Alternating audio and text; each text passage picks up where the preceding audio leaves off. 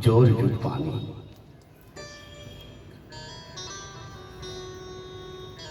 अपनी वाणी और श्रोतेंद्र को पवित्र करने के लिए भगवत नाम स्मरण कर लेते हैं। श्री राम जय जय राम। श्री राम जय जय राम। श्री राम जय जय राम। श्री राम जय जय राम। श्री राम जय जय राम। श्री राम जय जय राम। बोले कृष्णचंद्र भगवान की जय। सद्गुरुदेव भगवान की जय।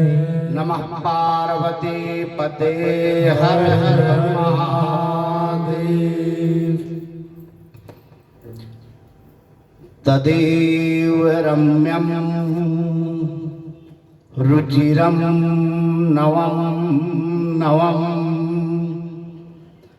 तदेव शाश्वत मनसा महोत्सवम्। तदेव शोकार्णव शोषण नृणानां यदोत्तमस श्लोक यशोनुगीयते। भगवान कृष्ण तदेव रम्यम रुचिरम नवम। इनकी लीला हर बार जितनी बार भी सुने, जितनी बार भी कहे, तदेव रम्यम उतनी ही रमणीकता देने वाली है। रुचिरम उतनी ही भगवान की लीला में रुचिता पैदा होती है। तदेव रम्यम रुचिरम नवम तदेव शाश्वत मनसा महोत्सवम। और मन में जब भगवान की ऐसी लीला का चिंतन करते हैं, ध्यान करते हैं, तो वो भगवान की लीला हमारे लिए महोत्सव हो जाती है। ये ऐसी भगवान कृष्ण की लीला ही है। तदेव शोकार्णव शोषण नृणानाम। और अनेकों प्रकार के जितने भी संकट हैं, त्रैताप हैं, सभी को शोषण करने वाले भगवान के ये नाम रूप और लीला धाम है। भगवान की लीला है। यशोन गीते, ऐसे भगवान की यशगान करना चाहिए। ऐसा सुखदेव जी राजा परीक्षित को बताते हैं। श्रीमद् भागवत महापुराण में मंगलाचरण में ही भगवान की जितनी अनुपम महिमा है, एक श्लोक में ही मंगलाचरण में ही व्यास जी ने कह दिया है। सच्चिदानंद रूपाय विश्वोत्पत्त्यादि हेतवे तापत्रय विनाशाय श्री कृष्णाय वयं नमः। भगवान कैसे हैं, उनका स्वरूप कैसा है? जो सत चेतन और आनंद स्वरूप है। जो सत्य है वही भगवान कृष्ण है, और जो भगवान कृष्ण है वही धर्म है। इसीलिए शौनक जी ने जब 6 प्रश्न किए तो उनका हेतु यही था कि भगवान अवतार किस लिए लेते हैं, और भगवान अवतार लेते हैं तो धर्म की रक्षा के लिए लेते हैं। तो ये धर्म जब भगवान अपना ये स्वरूप देव अपने वैकुंठ धाम ले जाते हैं तो धर्म की रक्षा कौन करता है? अर्थात ये भगवान श्री कृष्ण का जो वांगमय स्वरूप है, ये भगवान के उसी धर्म की रक्षा करने का हेतु है। पशुओं और मनुष्यों में बहुत सारी समानताएं हैं। आहारम विहारम मैथुनम, ये सब समानताएं हैं, लेकिन यदि अंतर है तो एक वो भी क्या बोले, धर्म। पशु और मानव में यदि अंतर है तो वो है धर्म का। इसीलिए मनुष्योत्तम मुमुक्षुत्तम महापुरुष संश्रया। मनुष्योत्तम क्या है? जिसका जीवन धर्म में जीवन है वही मनुष्योत्तम। धर्म क्या है? आत्मनः प्रतिकूलानि परेशान ना समाचरे। जैसा हम चाहते हैं कि हमारे द्वारा हमारे लिए कोई ऐसा व्यवहार ना करे, वैसा व्यवहार हम दूसरों के साथ ना करें। आत्मनः प्रतिकूलानि परेशान ना समाचरे, यही धर्म है। और ये धर्म हमारे श्रीमद् भागवत महापुराण में शौनकादिक ऋषियों ने जो उनकी भूमिका थी उसको उन्होंने उन प्रश्नों में उसको निकाल लिया कि धर्म क्या है और ये धर्म किसकी शरण में जाता है। भगवान की लीलाओं का ही इसमें गान है। क्यों? क्योंकि भगवान अपनी लीलाओं के माध्यम से ही हमारे समाज को संदेश देना चाहते हैं। उनकी बाल लीला हो, कोई भी लीला हो, बाल लीला भी आपने बहुत सुनी।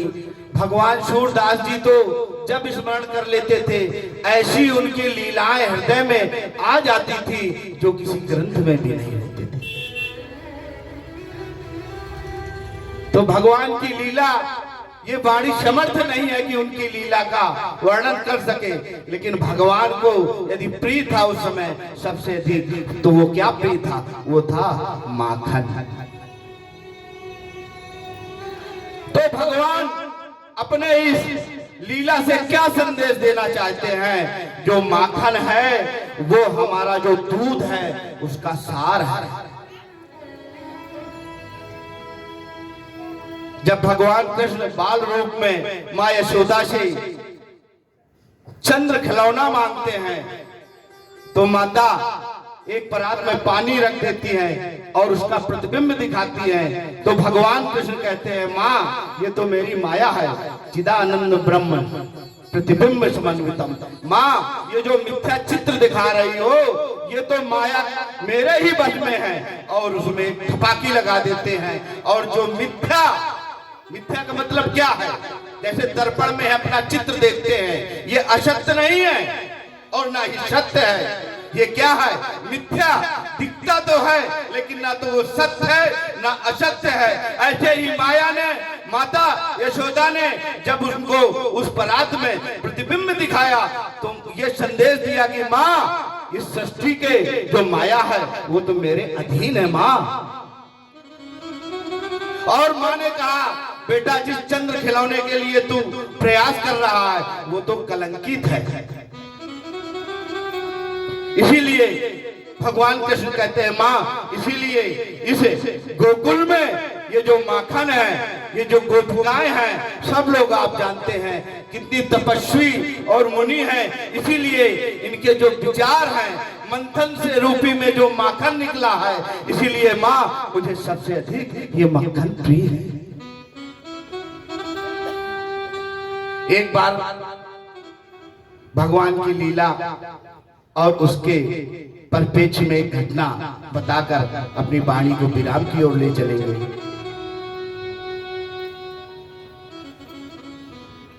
एक व्यास जी के द्वारा मैंने कथा सुनी भगवान के बाल लीला की। बोले नंद बाबा जो है भगवान शालिग्राम की पूजा करते थे और जब वो तो दियम वस्तु गोविंदम तुभ्यमेव समर्पित ऐसा जब कहते थे तो भगवान कृष्ण समझ जाते थे कि नंद बाबा तो हम ही को पुकारते हैं। और जब वो पूजा करते थे तो वहीं पर पहुंच जाते थे। लेकिन नंद बाबा उस बालक को बार बार भगाते और माँ यशोदा से कहते, हमको पूजा तो कर लेने दो और इस बालक को दूर रखो। एक बार नंद बाबा भगवान के ध्यान में मग्न हो गए। भगवान बोले तो हमारे में ही लीन हो गए। दौड़े दौड़े भगवान गए और उन्होंने शालिग्राम को मुंह में रख लिया और उसे अपने में ही लीन कर लिया। अब नंद बाबा के जैसे ही आंखें खुली, उन्होंने देखा यहाँ तो है नहीं। अब वो पूछते हैं, कहना ये शालिग्राम हमारा कहाँ गया? तो वो तो मुंह में रखे थे, कुछ बोल भी नहीं पा रहे थे। अब किसी के मुंह में कोई वस्तु हो तो क्या बोलेगा? वो इतने बोलेगा अब तो वो इतना ही करें नंद बाबा समझ गए ये बालक है, लेकिन नंद बाबा को तो इतना ध्यान नहीं था। दौड़ के मैया यशोदा आई, उन्होंने बताया कि तुम्हारा लल्ला जो है शालिग्राम को ही। तो माताएं तो अपने पुत्रों का सब उपचार जानती हैं, तो माता ने प्यार से बुलाया और मुंह के आगे एक हाथ रखा और पीठ पे एक थपाकी दी थप से, तो शालिग्राम भगवान बाहर आ गए। अर्थात उन्होंने इससे ये संदेश शिक्षा दी कि बाबा तो हम ही को बुला रहे थे, वो हम में लीन हो गए, हमने शालिग्राम को अपने में विलीन कर लिया। तो भगवान की लीलाएं, उनका सार कहना इस वाणी के द्वारा बड़ी कठिनता है। फिर भी जैसा हमने सदगुरुदेव भगवान से सुना, संतों से सुना, आपके सामने प्रस्तुत करने का प्रयास किया।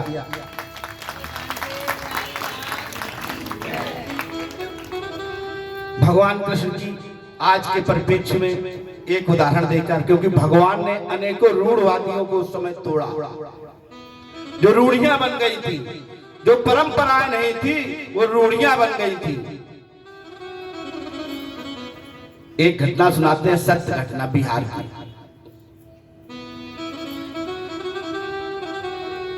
एक बार क्या हुआ,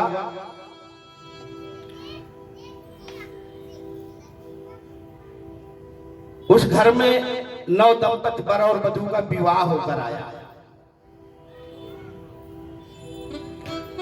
अब जब किसी के वर वधू आते हैं तो जो सास होती है, माता जी बड़ी प्रसन्न थी कि हमारे घर में तो बहू आ गई है, अब हमारी परंपराओं को इनको सबको पालन करेंगे। सारे उनके जो रीति रिवाज थे वैसा उसका जो भी लोक व्यवहार जैसी थी परंपराएं वैसा सारा कार्य हुआ। और वो पुत्र और अपनी बहू के प्रेम में उन्होंने सोचा कि ये थके होंगे और इनके बाहर ही हम कोई आए जाए ना इनकी, और इनकी निद्रा ना भंग हो, इसलिए हम यहीं बाहर बैठ जाते हैं। और वो माता जी सासू जी रात भर जगती रही, और जैसे ही 4 बजा 5 वैसे एक बिल्ली आई, और बिल्ली आए और बर्तनों के पास जाकर बर्तन फिर बोले खन खन खन खन। माता जी बहुत परेशान हो गई। उन्होंने सोचा बिल्ली को हम धमका दें और डरवा दें, उनका और कोई मानस नहीं था। तो पहले सिलबट जो चलता था वो उनके पास रखा था। उन्होंने डराने का प्रयास बिल्ली को किया, लेकिन उनके हाथ से सिलबट वो छूट गया और बिल्ली के लग गया मस्तक में। बिल्ली का वहीं राम राम सीता राम। अब माता जी सोचे ऐसा कुछ करें कोई जान न पाए कि हमारे द्वारा कोई बिल्ली मर गई है। उन्होंने क्या किया, एक डलिया थी उस डलिया से ढक दिया और उसके ऊपर सिलबट रख दिया। बोले अभी जैसे सुबह होगी हम इसको फेंक आएंगे, कोई जान नहीं पाएगा। अब माता जी पूरी रात की जगी थी। अब जैसे सुबह होने वाली थी, अरुणोदय वेला थी, वैसे उनको नींद आ गई और वो ऐसे सो गई कि 1-2 घंटा तक सोती रही। इतने में उनकी बहू आई, बोली माता जी आप बहुत थक गई हो। अब बहू ने कहा कि इसको हम माता जी सफाई कर देते हैं, आप बहुत थकी हो। बोले नहीं नहीं आप ना करो। अब दोनों सास बहू एक दूसरे से कहने लगे नहीं नहीं नहीं। अब सास जी डरे कि बहू कहीं देख न ले। अब बहू को तो कुछ मालूम, वो सोचे कि अपनी सास जी की सेवा करें, लेकिन बहू ने ले लिया, वो नहीं मानी और झाड़ू लगाया, जैसे डलिया उठाई तो ऐसे उन्होंने देखा रहे इसमें। तो उन्होंने माता जी से पूछा माता जी इसमें तो बिल्ली। बोले किसी से बताना नहीं। क्या हो गया आप? बोले माता जी, बोले हमारे यहाँ परंपरा है, ये रूढ़िवादिता का उदाहरण, ये हमारे यहाँ परंपरा है, जब किसी का नया विवाह होता है घर में तो बिल्ली मारकर डलिया के नीचे ढक दी जाती है। अब वो परंपरा पड़ गई। जब उस बहू के लड़के का विवाह हुआ तो फिर उसने वैसा ही किया, उसके बाद फिर वैसा ही किया। तो भगवान कृष्ण की जो लीलाएं थी बहुत समय, जैसे इंद्र की पूजा, आज जितने भी कृत्य जो करने थे वो कराए, जो नहीं करने थे उनके लिए मना कर दिया। ऐसा भगवान की लीलाओं में है। इसी के साथ अपनी वाणी को विराम की ओर भगवान श्री कृष्ण के वांगमय स्वरूप में और सद्गुरुदेव भगवान के चरणों में समर्पित करते हैं। भगवत नाम स्मरण के पश्चात हरे राम राम राम हरे हरे, हरे राम राम हरे हरे कृष्ण कृष्ण कृष्ण हरे हरे, हरे कृष्ण कृष्ण कृष्ण हरे हरे राम राम हरे हरे, हरे राम राम हरे हरे, हरे कृष्ण कृष्ण कृष्ण हरे हरे, हरे कृष्ण कृष्ण कृष्ण हरे हरे। बोले कृष्ण चंद्र भगवान की धर्म की जय हो, धर्म की जय हो, अधर्म का नाश हो, अधर्म का नाश हो, प्राणियों में भावना हो, प्राणियों में भावना हो, विश्व का कल्याण हो, विश्व का कल्याण हो, गौ माता की सेवा हो, गौ माता की सेवा हो, भारत माता की जय हो, भारत माता की जय हो, भारत के ऋषियों की जय हो, भारत के मुनियों की जय हो, भारत के संतों की जय हो, भारत के भक्तों की जय हो, श्री सद्गुरुदेव भगवान की जय हो, श्रीमद जगत गुरु शंकराचार्य भानपुरा पीठाधीश्वर भगवान की जय हो। नमः पार्वती पते हर हर महादेव।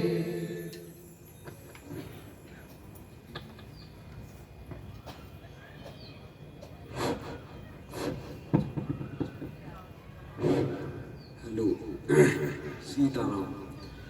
बोलो कृष्णचंद्र भगवान की जय। हमें युवाचार्य जी ने बाल लीलाओं का महत्व बताया। अब प्रातः स्मरणीय अचनीय वंदनीय श्रीमद जगतगुरु शंकराचार्य जी के श्री चरणों में हम सब लोगों की तरफ से प्रार्थना है कि अपने आशीर्वचनों की कृपा करें। वर्षा जी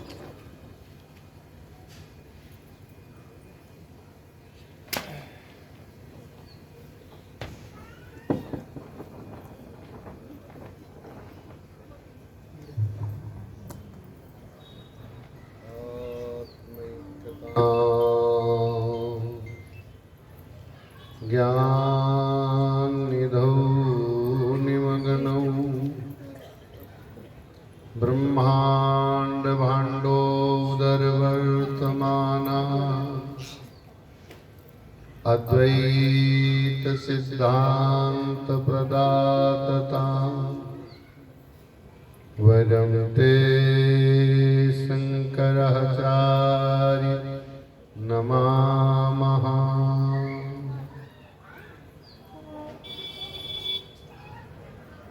भगवान के वांगमय स्वरूप श्रीमद् भागवत महापुराण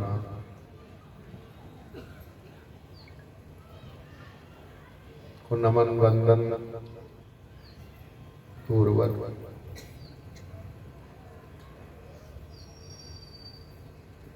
व्यास आसन पर आसीन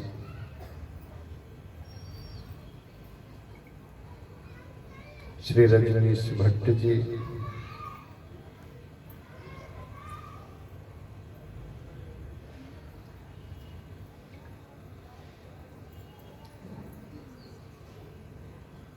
स्वामी वरुणेन्द्र तीर्थ युवाचार्य ज्योतिर्मठ अवान्तर भानपुरा पीठ, सम्मानीय संत वृंद,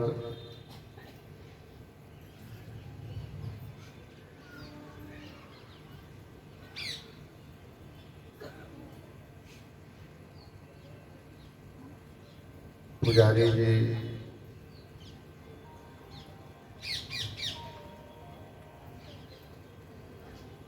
आचार्य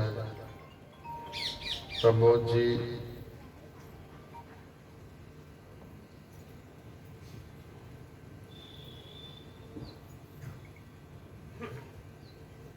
इस संपूर्ण आयोजन के सूत्रधार में पंडित गिरीश जी, समिति के पदाधिकारी अमरीश अग्रवाल एडवोकेट जी, यश के गर्ग प्रधान जी,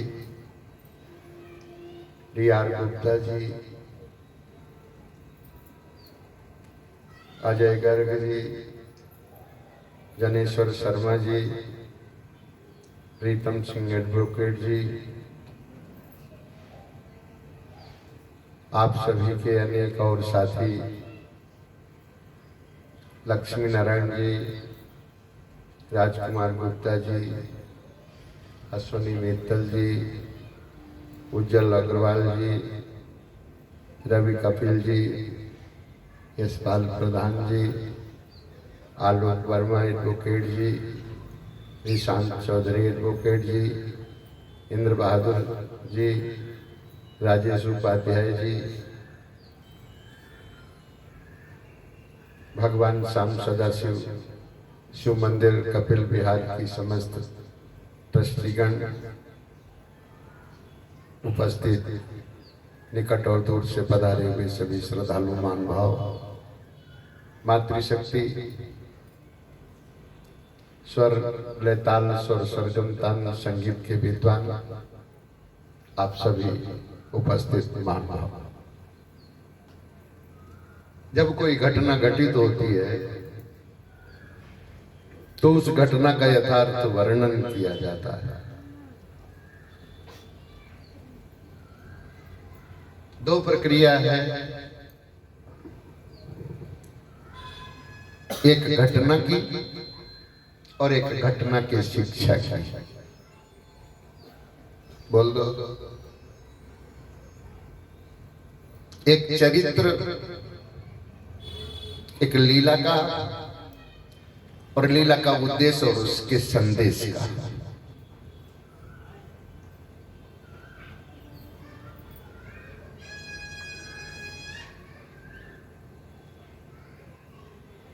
जब कोई घटना घटित होती है उस घटना का यथार्थ वर्णन इतिहास कहलाता है। लेकिन वही लोक जगत में शिक्षा के निमित्त जब वर्णन की जाती है तो उसका नाम पुराण होता है। इतिहास घटना प्रधान होता है और पुराण शिक्षा प्रधान होता है। बोल दो। इतिहास घटना प्रधान होता है और पुराण शिक्षा प्रधान होता है। इसलिए आज भी वो घटनाएं इस हेतु से सुनी जाती हैं कि उन घटनाओं से हमको शिक्षा प्राप्त हो। जिन घटनाएं दूषित हैं वो घटना की पुनरावृत्ति नहीं हो। जिस घटना से और जिस शिक्षा से लोगों के मन पवित्र हों और उद्देश्य की ओर आगे बढ़ पाएं, इसलिए उनको कान के मार्ग से हृदय में ले जाया करता है। ये पहली ज्ञान की बात है। बोल दो। इसलिए इसका नाम ज्ञानेंद्रिय में पहला नंबर आता है।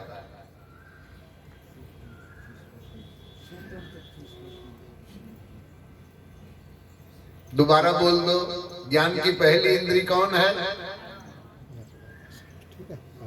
एक बार फिर से कह दो। ज्ञान की पहली इंद्री कान है, श्रवणेंद्रिय है। क्योंकि श्रवण के द्वारा ये ज्ञान हृदय में पहुंचता है और हृदय में पहुंचने के बाद उसकी अभिव्यक्ति की जाती है, उसका वर्णन किया जाता है। तो कर्म की शुरुआत किससे होती है? बोलने से। ज्ञान की शुरुआत, आवाज नहीं आई। ज्ञान की शुरुआत सुनने से और कार्य की शुरुआत बोलने से। ज्ञान की शुरुआत सुनने से, क्योंकि ज्ञान कान के द्वारा हृदय में पहुंचता है और कार्य की अभिव्यक्ति किससे होती है? बोलने से। फिर से कह दो। ज्ञान की शुरुआत सुनने से। अगर ज्ञान पाना है और ज्ञान को समझ में परिणित करना है तो पुराण का श्रवण करना चाहिए, शास्त्र का श्रवण करना चाहिए, वाणी का श्रवण करना चाहिए, वेद वचन का श्रवण करना चाहिए, संत वाक्य का श्रवण करना चाहिए। इसलिए वेदांत भी इसको पुष्ट करता है। इत्थम वाक्य तदर्थान संधानम श्रवणम भवेत युक्त्वा संभावितत्वान अनुसंधानम मननम तु तत्। किसी भी वचन को सावधान हो करके हृदय में ले जाने का नाम श्रवण है। सुनना कब कहा जाता है? जब कान से हृदय में पहुंच जाए और हृदय में पहुंचने के बाद उसकी अभिव्यक्ति हो जाए, उसका वर्णन किया जाए, यहां से उस कार्य का प्रतिपादन प्रारंभ होता है। पेड़ गिर गए, बोल दो। कोई आंधी आई थी, कोई तूफान आया था, आवाज नहीं आई। तूफान आया था? नहीं आया। पेड़ गिर गए और उन पेड़ों से दो पुरुष प्रकट हो गए। ये कुबेर के बेटे थे। कौन थे? बोल दो। कुबेर के बेटे। क्या नाम था? नल कुबेर मणिग्रीव। और क्या बन गए थे? देवर्षि नारद के श्राप से वृक्ष बन गए थे। कौन से वृक्ष बने थे? आंवला और अर्जुन के। बोलो। कौन से पेड़ थे? आंवला और अर्जुन के। फिर से कह दो। कौन से पेड़ थे? आंवला और अर्जुन के। ये आंवला अर्जुन के पेड़ क्यों हुए? क्योंकि ये दूषित हो गए थे। पेड़ से पहले जो इनका शरीर था, उनसे उन्होंने अपराध किया था, उनसे उन्होंने पाप किया था। वो पाप के प्रायश्चित के रूप में वो आंवला और अर्जुन के पेड़ बने। इसलिए जरा याद रखना, कर्म को 3 भाग में बांटा गया है। कर्म को दोबारा बोल दो। कर्म को 3 भागों में बांटा गया। कायेन, काया के द्वारा, शरीर के द्वारा। किसके द्वारा? दोबारा बोल दो। काया के द्वारा, शरीर के द्वारा। मनसा, मन के द्वारा। वाचा, वाणी के द्वारा। कर्म को कितने भागों में बांटा? दोबारा बोल दो। 3 भागों में बांटा। किस किस भाग में? मनसा वाचा कर्मणा। इसलिए भगवान की भगवत प्राप्ति के लिए इन तीनों को शुद्ध करना पड़ेगा। किनको?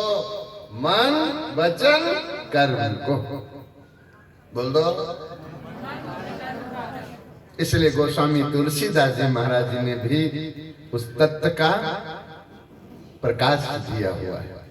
मन क्रम वचन छाणी चतुराई, भजत कृपा करिहै रघुराई।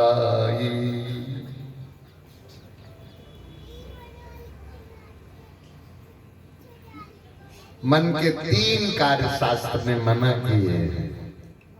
बोलो। मन के कितने कार्य मना किए?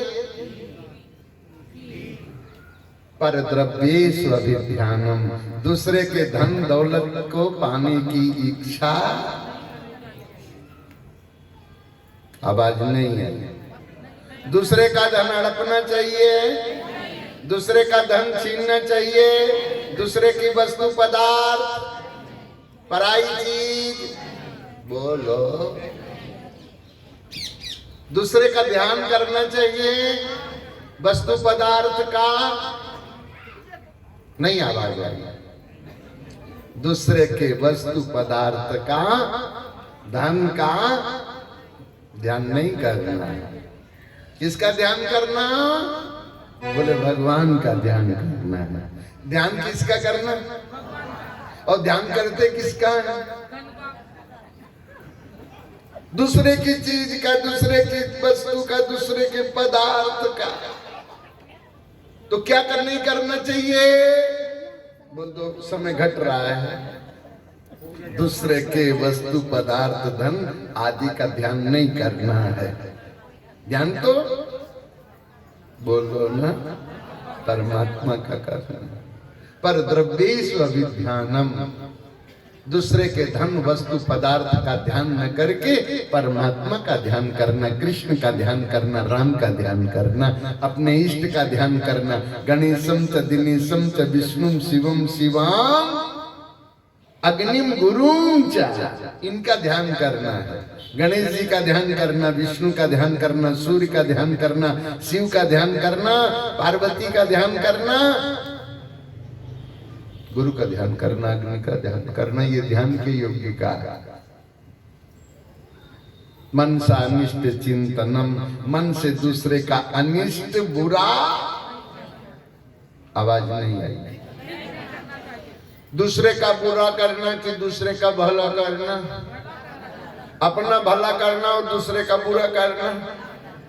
आदिया अपना भला करना और दूसरे का भी भला करना। तो अपना भला करना तो दूसरे का भी भला करना। कह तो दो ना, अपना भला करो, पर वो बड़ी बात है दूसरे का भी भला करो। और एक और बड़ी बात, दूसरे का भला करने में अपना अगर बुरा वे हो जाए तो उससे सह जाओ, लेकिन दूसरे का बुरा न होने पाए। पर जरा ध्यान रखना, इसकी भी अलग अलग कक्षाएं हैं। कह दो, भोजन के लिए दूसरे का बुरा नहीं करना। अजी, भजन के लिए अपना भी भला करना और दूसरे का भी भला करना। और भोजन के लिए नहीं बोलेंगे, अपना भले, अपने को भले भोजन न मिले लेकिन दूसरे को भोजन जरूर मिले। पर इसकी कक्षाएं और आगे हैं, इसलिए मैं उनके बारे में अभी नहीं कह रहा हूं, पर उनका जरूर ध्यान रखना। लेकिन अगर देश का कोई बुरा करे तो सह लोगे, अब धर्म के प्रति कोई बुरा करे तो बोल तो दो ना, तो फिर नहीं सहना है, क्योंकि वो हमसे भी विशिष्ट है, वो उससे भी सर्वोपरि है। इस हेतु से उसके लिए तो नहीं बोलेंगे। उसके लिए अगर बोल तो दो ना, तब भी उसको बचाना है, तब भी उसकी रक्षा करना है, तब भी उसको संभालना है। ये उद्देश्य होना चाहिए।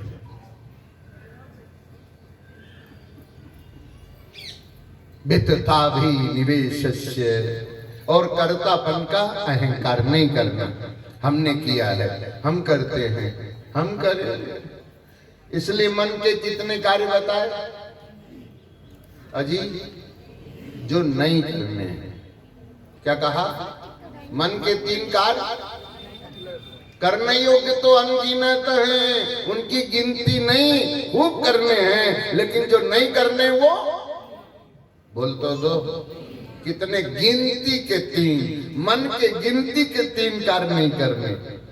समझ गए ना? पर द्रव्येषु अभिध्यानम, मनसा अनिष्ट चिंतनम, वित्ताभिनिवेशस्य, त्रिविधम कर्म च मानसम। वाणी के बोलो ना, मानी वाणी के 4 कार्य नहीं करने। कितने? पारुष्य, कठोर नहीं बोलना, रूखा नहीं बोलना, कड़वा नहीं बोलना, गाली नहीं बोलना, कह दो अनृतम झूठ नहीं बोलना, पैशून्यम चुगली, असंबद्ध प्रलापस्य, और अनर्गल व्यर्थ की बातचीत नहीं करना। तो वाणी की कितनी बात मना की, बोलने की कितनी बात मना की, मना कितनी की, 4, और करनी कितनी, आवाज नहीं आई, अरे अनगिनत। जो करने योग्य है उनकी कोई गिनती नहीं है, जो नहीं करने योग्य है वो केवल 4 हैं। कड़वा नहीं बोलना, झूठ नहीं बोलना, चुगली नहीं करना, अनर्गल नहीं बोलना, व्यर्थ की बातचीत नहीं करना, केवल 4 बातें। बोलो कितनी, केवल 4 बातें। कितनी, इसलिए जो कुबेर के बेटे थे, जरा ध्यान देना, धन का अभाव भी अपराध कराता है और धन का प्रभाव भी अपराध कराता है। इससे बहुत सजग होके रहने की जरूरत है। धन का अभाव भी, बोलो ना, और धन का प्रभाव भी, हाजी। तो धन का प्रभाव में क्या करना चाहिए, दान करना चाहिए। तो धनवान तो वही श्रेष्ठ है जो दान करता है, और दरिद्र भी वही श्रेष्ठ है जो दान करता है। बोलो ना, अगर दीन भी है, गरीब भी है, धन से कमजोर भी है, और कमजोर होने पर भी दान करता है। आपने सत्यनारायण व्रत कथा में सुना होगा, लकड़ी का काम करने वाला, वो लकड़ी जब लाया तो लकड़ी बेच के पहला काम क्या किया, अजी कथा श्रवण की। अब जरा विचार करो, ये आज की कलयुग की बात नहीं है। सतयुग, त्रेता, द्वापर में भी लोग वो पालन किया करते थे। व्यापार भी करते तो व्यापार धर्म के साथ करते थे। समय कर घट रहा है, इसलिए कम समय में अधिक आप लक्ष्य प्राप्त कर पाए, इस हेतु से वाणी के उद्गार रखने का प्रयास कर रहा हूं, क्योंकि अभी आपको आरती और प्रसाद भी प्राप्त करना है। तो धनवान के बेटे थे। किसके बेटे थे, खजांची बाबूजी, कुबेर के, क्या नाम था उनका, नल कुबेर मणिग्रीव। और क्या हो गए थे, पेड़ हो गए थे, आंवला और अर्जुन के। अब जरा विचार करो, भगवान का स्पर्श हुआ, भगवान ने उनको औषधि बना दिया। एक उदर की औषधि हो गए मुखिया के रूप में, और एक हृदय की औषधि हो गए। तो अर्जुन हृदय की औषधि हुआ, और आंवला बोलतो तो। अब जरा विचार करो, भगवान के संग क्या क्या प्रभाव रहा। वो केवल वृक्ष ही नहीं रहे, भगवान ने उनका उद्धार तो किया, लेकिन व्याधि औषधम, व्याधि होने पर वो औषधि हो गई। इसलिए शरीर को व्याधि होती है, और लोक जगत के लिए भगवान ने इससे ये भी शिक्षा दी, वृक्ष का उद्धार किया है, पेड़ का उद्धार किया। इसलिए जीते जीवन में पेड़ लगाओ। क्या लगाओ, बोल तो दो। अगर पेड़ नहीं लगाओगे और शरीर से कोई अपराध होगा तो क्या बनोगे। इसलिए 2 चीजें जड़ की बनी हैं, एक कुसंग करने से, दुराचार करने से पत्थर बन गए, और एक पेड़ बन गए। बोलो, दोनों प्रसंग आते हैं। भगवान नारायण भी शालिग्राम हो गए थे, और वृंदा तुलसी हो गई थी। कुबेर के बेटे आंवला और अर्जुन के पेड़ हुए थे। इसलिए शास्त्र मना करते हैं, सारी विजयी कर्म दोषई याति स्थावर ताम नरा। शरीर से किए गए दोषों का परिणाम पत्थर और पेड़ होता है, पत्थर और पेड़ होता है। इसलिए अभी से शरीर से वनस्पति में, पेड़ों में ना जाना पड़े, पत्थरों में, जड़ में जाना ना पड़े। इसलिए उपकार करो, जड़ता को दूर करने का प्रयास करते हुए परोपकार करो।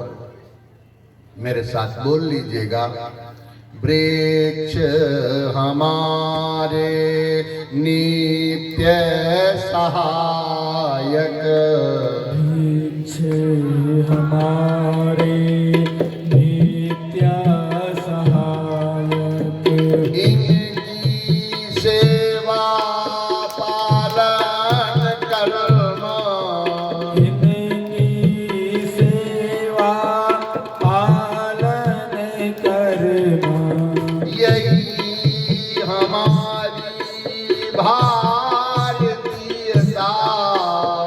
यही हमारी भारतीयता,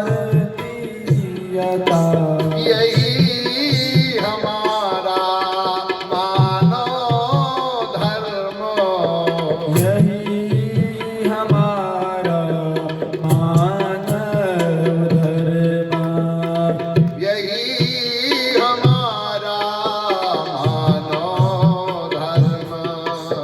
यही हमारा मानव धर्म। कितने वृक्ष हुए, इसलिए याद रखना है, वृक्ष हमारे नित्य के उपयोगी हैं और भगवान ने वृक्ष का उद्धार किया है। बोल दो ना।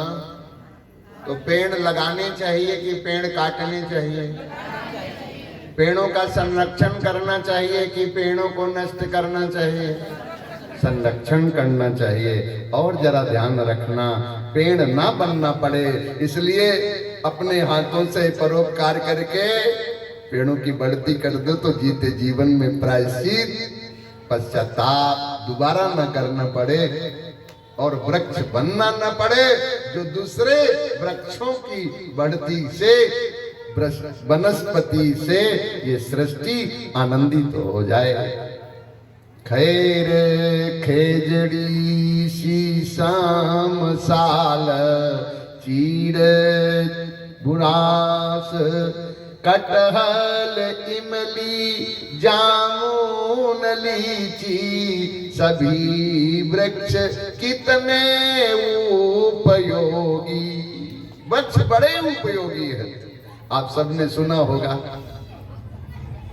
भगवान राम को भी फल मिले छोटे से ही, क्या बोलते हैं अजी? बेर मिले। क्या मिले? और बेर वृक्ष लक्ष्मी परिचायक, बेर वृक्ष लक्ष्मी परिचायक, बदरी वृक्ष जिसे कहते हैं। सबरी के मीठे बेरों की, सबरी के मीठे बेरों की राम प्रशंसा खुद करते हैं। सबरी के मीठे बेरों की राम प्रशंसा खुद करते हैं। इस समय मौसम प्रारंभ हुआ है, आप लोगों के घर में अब फल आने वाले ही हैं। इस ऋतु का राजा फल कौन है? अजी आहा, आम। फल का राजा आमो कहाता, फल का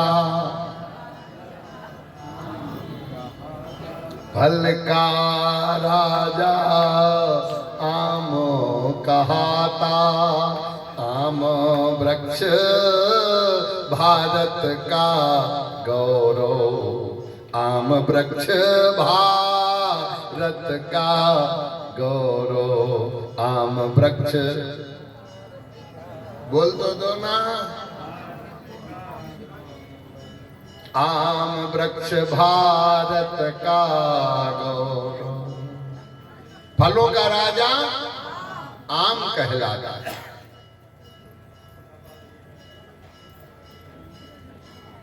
आम मंजरी का ये सौरभ, कितनी सुगंधी प्रकृति को देता है। और जब फल पक्व होता है तो अब जरा विचार करो, मुख में रख भी लेते हो और बाहर निकल आए तो कह दो ना, आवाज नहीं आई। आम का फल अगर सेवन करते करते समय बाहर निकल आए, गुठली भी चूसते हुए, तो फिर क्या करते हो? फिर रख लेते हो। अब जरा विचार करो, ये तो आम का ही फल है और ये वेद का फल है। किसका फल है? वेद का फल है। लेकिन बस अंतर इतना है, ये जो दुनिया के फल और रस जो हैं वो मुख से सेवन किए जाते हैं, और ये जो फल और रस है ये अजी ये कान से पिया जाता है।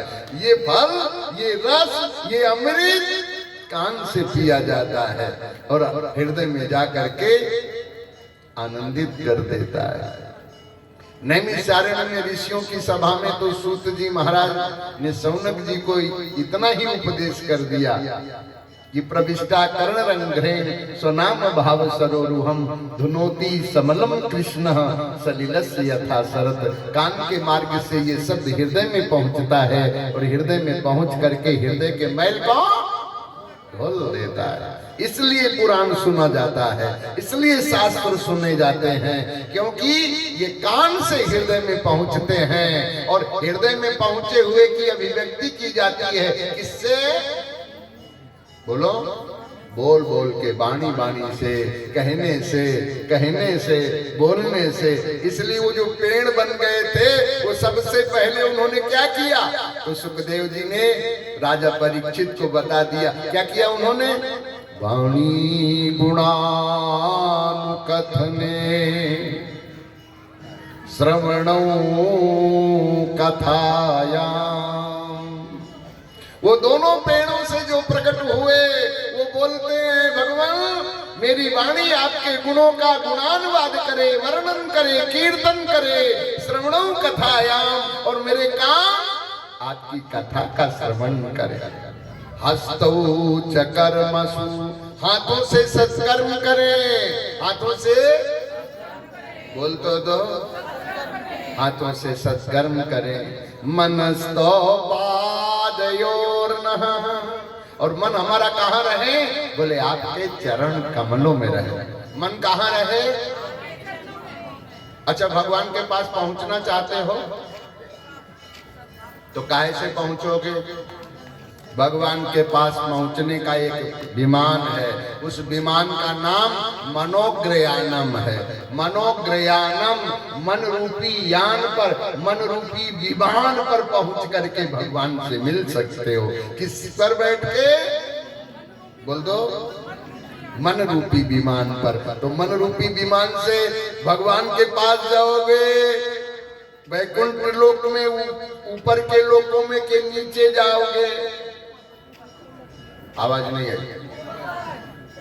मन के विमान पर बैठ करके नरक में नहीं जाना है, मन के विमान पर बैठ करके स्वर्ग में जाना है। इसलिए मन के कितने कार्य बताए? 3, और वाणी के 4, और बचा क्या? आवाज नहीं आई। क्या, कौन सा बचा कार्य?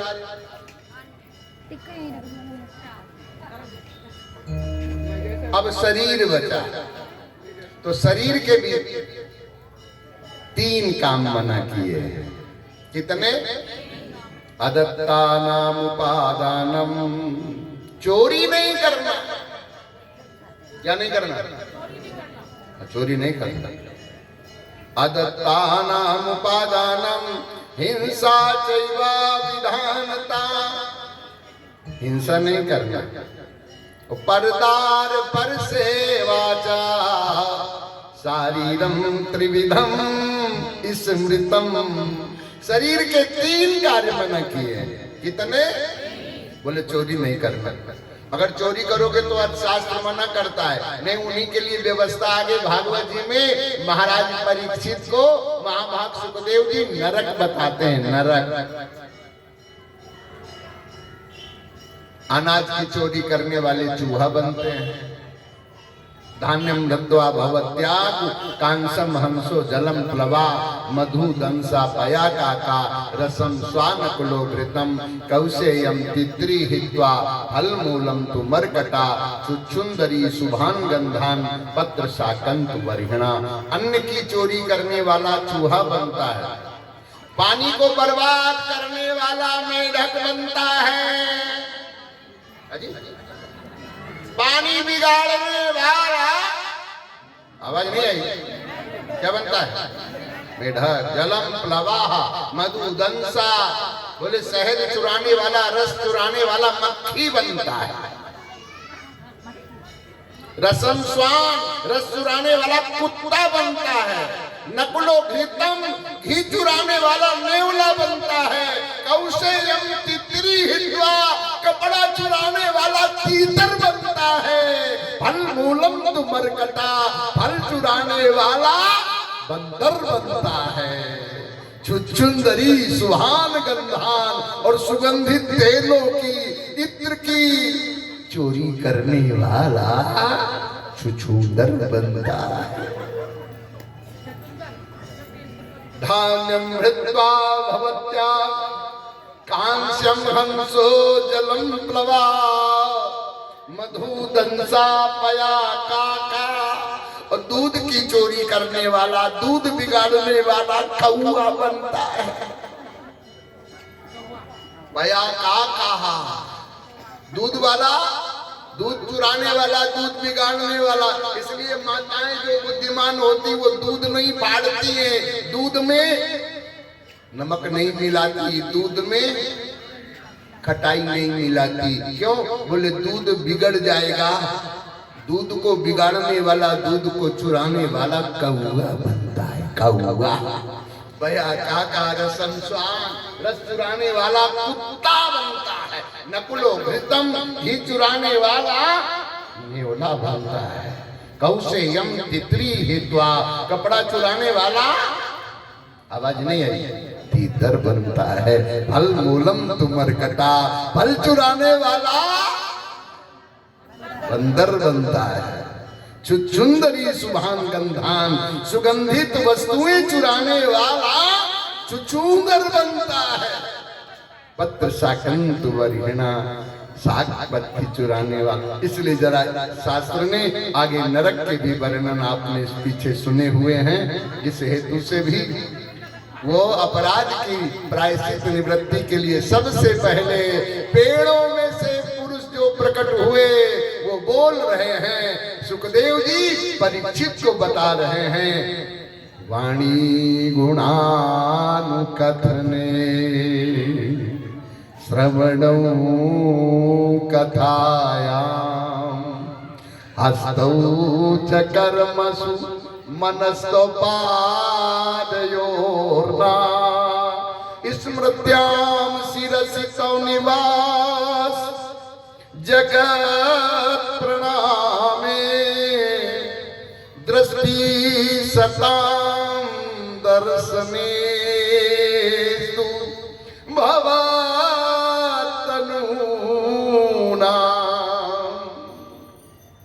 पहले पहले उन्होंने वाणी का उपयोग किया। तो वाणी से क्या करना है? वर्णन करना। क्या वर्णन करना? क्या बोलना? अजी शास्त्र सम्मत बोलना, सत्य बोलना, भगवत नाम बोलना, हरि नाम बोलना, इष्ट नाम बोलना, जिससे जीवन पवित्र हो जाए, मंगलमय हो जाए। इस हेतु से वही बोलना। शुरुआत किसकी कैसे होनी चाहिए? अब जरा ध्यान देना। कार्य कर्म की शुरुआत वाणी से होती है और ज्ञान की शुरुआत कान से होती है। ज्ञान को बढ़ाना है तो शास्त्रों का श्रवण करो, और कर्म को अगर शुद्ध करना है तो भगवत नाम वर्णन के साथ कार्य को प्रारंभ करो। इसलिए पहला ज्ञानेंद्रिय कान, दूसरा त्वचा, तीसरा नेत्र, चौथा रसना, पांचवा नासिका। उसी प्रकार से कर्म में पहला वाणी, दूसरा हाथ, तीसरा पैर, चौथा मूतेंद्री और पांचवा मलेंद्री। ये कर्म की इंद्रियां और ज्ञान की इंद्रियों का परस्पर संबंध रखते हुए जीवन को ऊंचाई की ओर लेके चलो। जीवन को बोल तो दो ना, जीवन को आवाज नहीं आई। आपने मछली को ऊंचा किधर देखा हुआ है चलते पानी में? वो पानी में नीचे की ओर चलती है कि ऊपर की ओर चलती है? अजी बोलो, मछली किधर चलती है? जरा हम सुन पाए ऐसा बोलो। ऊपर को चलती है। माताओं को घर के कार्य संपन्न करने हैं, हमको समझ में आ गया। आरती की थाली भी पहुंच चुकी है। अब आप प्रसाद लेके जाओ, प्रसाद लेके जाओ, प्रसाद लेके जाओ, प्रसाद लेके जाओ, प्रसाद लेके जाओ। बस कर्म को 3 भागों में विभाजित किया गया, मन, वचन, कर्म। इसलिए इनके कुल 10 भाग हैं और भगवान के 10 अवतार प्रधान मुख्य रूप से हैं। 10 अवतारों में 24 अवतारों में मुख्य 10 अवतार हैं। पुराणों के भी 10 लक्षण हैं। इसलिए 10 लक्षणों में अंतिम जो लक्षण है उसका नाम आश्रय है। सर्ग, विसर्ग, स्थान, पोषण, ऊती, मनवंतर, ईशान, कथा, निरोध, मुक्ति और आश्रय। तो भगवान के आश्रित हो जाओ, सत्य के आश्रित हो जाओ, भारत के आश्रित हो जाओ, और भारत को उत्थान करने के लिए तुम भी भारत को आश्रय प्रदान करो परस्पर। तो हमारा जीवन आनंदित हो जाएगा, लोक भी बन जाएगा, परलोक भी बन जाएगा, जीवन आनंद में हो जाएगा। आप सब लोगों को परम प्रभु परमात्मा की कृपा प्राप्त हो। गिरीश जी ने ये प्रयास किया दूरभाष के माध्यम से, और आप सब लोग पूज्य हमारे गुरुदेव परम पूज्य श्रीमद जगत गुरु शंकराचार्य पूज्य ब्रह्मलीन स्वामी दिव्यानंद तीर्थ जी महाराज जी का सब लोग पहले भी शुभाशीष समय समय पर प्राप्त करते रहे हैं। सहारनपुर की ये धरा आप सब लोगों का,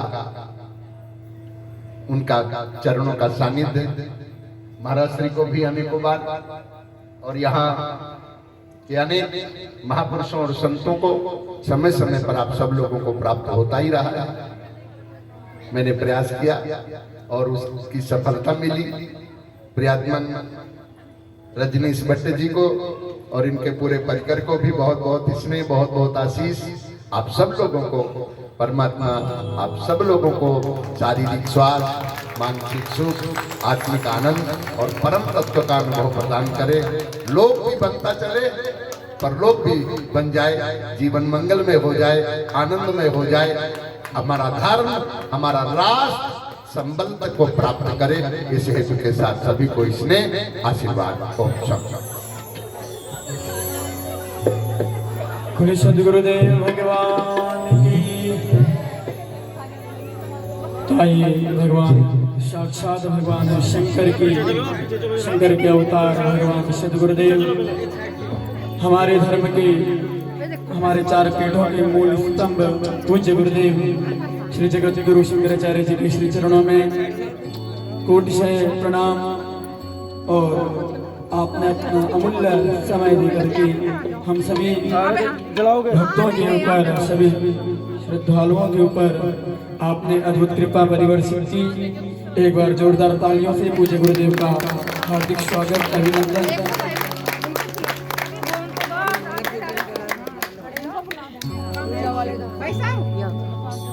समिति के द्वारा पूज्य गुरुदेव का आप समिति के जो कार्यकर्ता लोग हैं, आप लोगों से निवेदन है, आप लोग आगे आकर के आप लोग जो है थोड़ा लेडीज दो लाइन लगाए तो बहुत अच्छा रहेगा। आपकी सबको मिलेगी, सब करेंगे आप।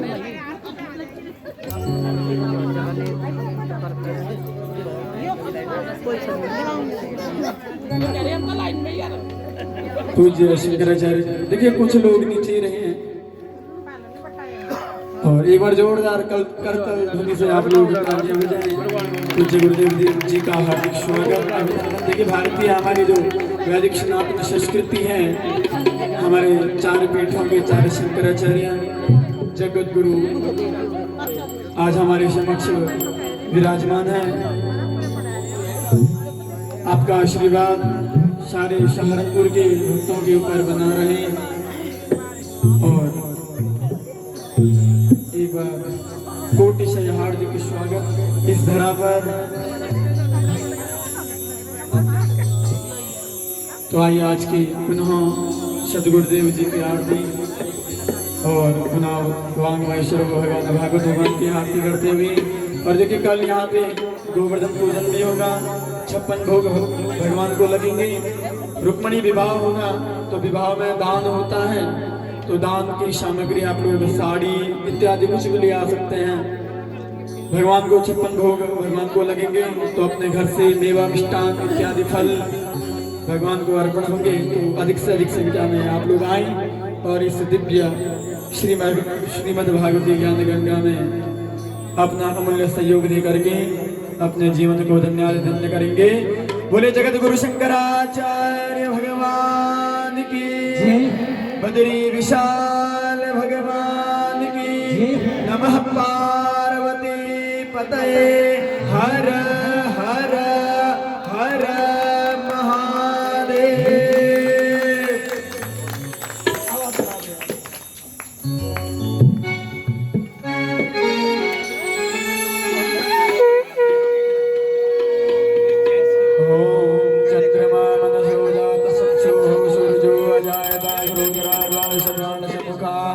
दग्निरजायता